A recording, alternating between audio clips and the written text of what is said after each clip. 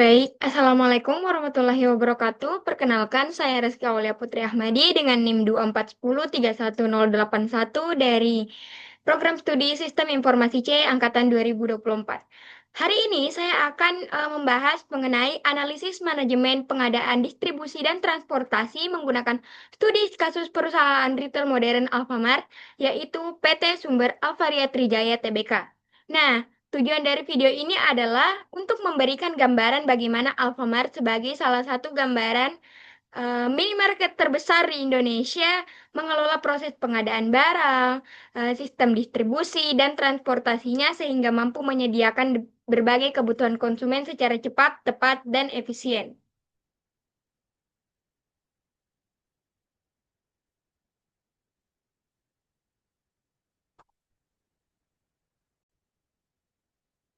Nah, selanjutnya, peran strategi pengadaan.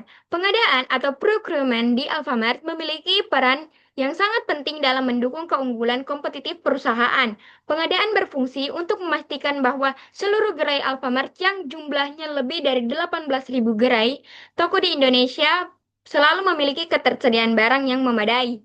Selain itu, pengadaan membantu perusahaan menjaga stabilitas harga, menjaga kualitas produk, dan menjalin kerjasama dalam jangka panjang dengan berbagai pemasok atau supplier.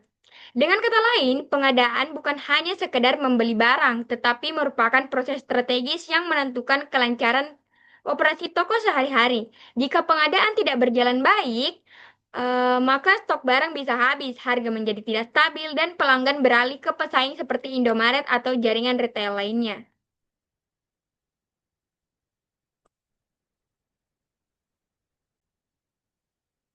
Nah, dalam memilih pemasok, Alfamart punya beberapa kriteria pemilihan supplier. Yang pertama adalah kualitas produk. Alfamart hanya menerima produk yang memenuhi standar seperti BPOM, SNI, serta memiliki kualitas yang konsisten. Kemudian yang kedua ada harga yang kompetitif. Sebagai perusahaan retail yang menjual produk dengan margin tipis tapi volume besar, Alfamart harus memilih supplier yang menawarkan harga kompetitif agar harga jual tetap terjangkau bagi konsumen. Nah, kemudian yang ketiga ada reputasi dan kredibilitas supplier. Alfamart bekerja sama dengan banyak brand besar seperti Indofood, Unilever, Mayora, dan Danone. Namun, mereka juga membuka peluang untuk UMKM yang reputasinya baik dan konsisten. Nah, kemudian ada ketepatan waktu pengiriman. Supplier harus mematuhi Service Level Agreement atau SLA yang sudah disepakati. Keterlambatan pengiriman dapat menyebabkan kekosongan stok di toko, sehingga faktor ini sangat-sangatlah diperhatikan. Nah, kemudian ada fleksibilitas terhadap permintaan musiman. Nah, seperti contohnya permintaan barang meningkat saat bulan Ramadan, Lebaran, Natal, dan tahun ajaran baru. Supplier harus selalu mampu menyesuaikan kapasitas produksi dengan kebutuhan-kebutuhan tersebut. Dan yang terakhir adalah kapasitas produksi dan konsistensi stok. Supplier yang tidak mampu menyediakan jumlah barang dalam volume besar tidak akan dipilih oleh Alfamart. Nah, semua kriteria ini diterapkan untuk memastikan bahwa barang yang masuk ke Alfamart selalu berkualitas, stabil, dan berkelanjutan.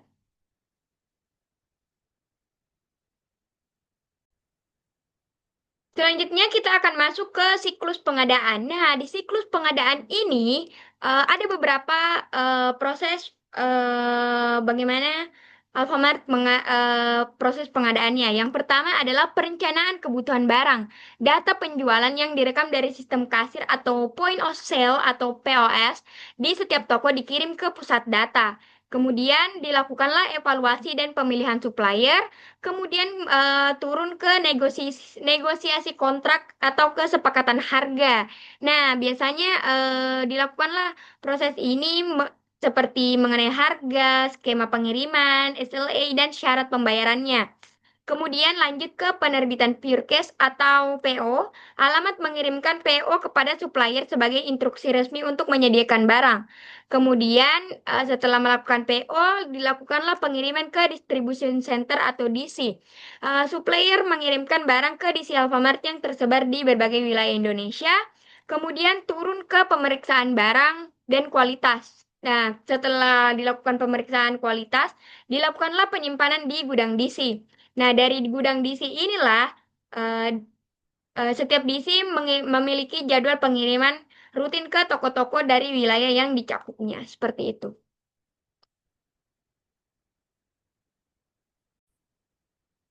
Nah, adapun hubungan antara pengadaan distribusi dan transportasinya. Di sini pengadaan distribusi dan transportasi ada tiga proses yang saling berkaitan di dalam rantai pasok Alfamart. Yang pertama, pengadaan memastikan barang tersedia dari supplier. Kemudian, distribusi memastikan barang sampai ke toko dengan alur yang terorganisir. Dan transportasi menjadi penggerak utama untuk memindahkan barang dari distribution center ke setiap gerai. Ketiganya harus berjalan selaras untuk menghasilkan efisiensi, mengurangi biaya logistik, dan memastikan pelanggan selalu dapat menemukan barang yang mereka butuhkan kapan saja. Tanpa koordinasi dari ketiga hal ini, toko bisa mengalami out of stock, biaya logistik meningkat, dan kepuasan pelanggan jadi menurun. Nah, selanjutnya bagaimana strategi distribusi dari Alfamart ini? Strategi dari Alfamart ini sendiri, dia menggunakan metode hub and spoke, yaitu menggunakan distribution center sebagai pusat pengendali stok sebelum barang dikirim ke toko-toko. Kelebihan dari strategi ini ada proses monitoring stok lebih mudah, kemudian barang dapat dikirim secara terjadwal dan lebih cepat, kemudian efisiensi biaya karena jalur distribusinya terpusat. Kemudian yang terakhir adalah kualitas barang lebih terjamin saat keluar dari DC. Tapi ada juga beberapa kekurangan dari metode ini. Yang pertama, ketergantungan tinggi pada satu DC dalam satu wilayah.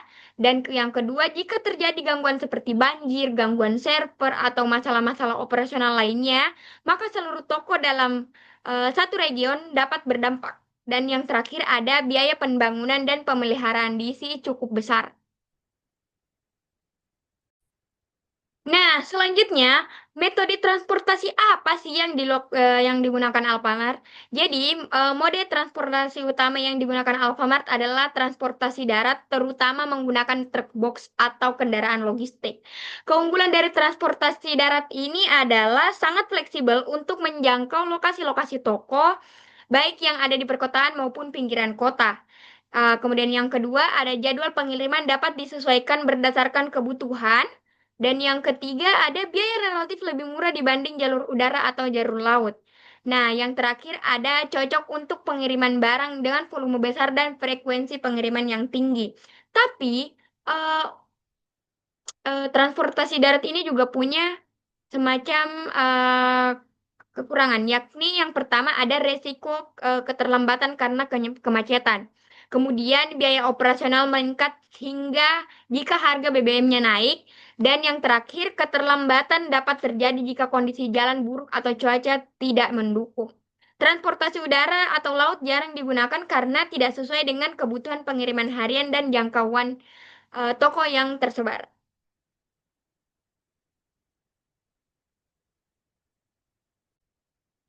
Nah, berdasarkan pemaparan materi saya tadi, saya bisa menarik beberapa poin kesimpulan, yaitu pengadaan Alfamart bersifat strategis dan terstruktur. Yang kedua, distribusi menggunakan model distribution center, hub and spoke.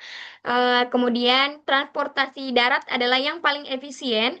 Dan yang terakhir, manajemen rantai pasok yang baik membuat Alfamart mampu mempertahankan posisinya sebagai salah satu peritel terbesar di Indonesia. Baik, demikian penjelasan saya mengenai manajemen pengadaan distribusi dan transportasi pada Alfamart. Melalui manajemen rantai pasok yang efisien, Alfamart mampu mempertahankan posisinya sebagai salah satu retail terbesar di Indonesia. Semoga video ini dapat memberikan pemahaman yang lebih jelas mengenai bagaimana sebuah perusahaan retail modern mengelola rantai pasoknya secara menyeluruh. Saya membuat tugas video ini untuk memenuhi tugas pertama saya di mata kuliah Supply Chain Management yang diampu oleh Ibu Andi Inaya Aulia. Terima kasih telah menyimak. Wabillahi taufik wal hidayah. Wassalamualaikum warahmatullahi wabarakatuh.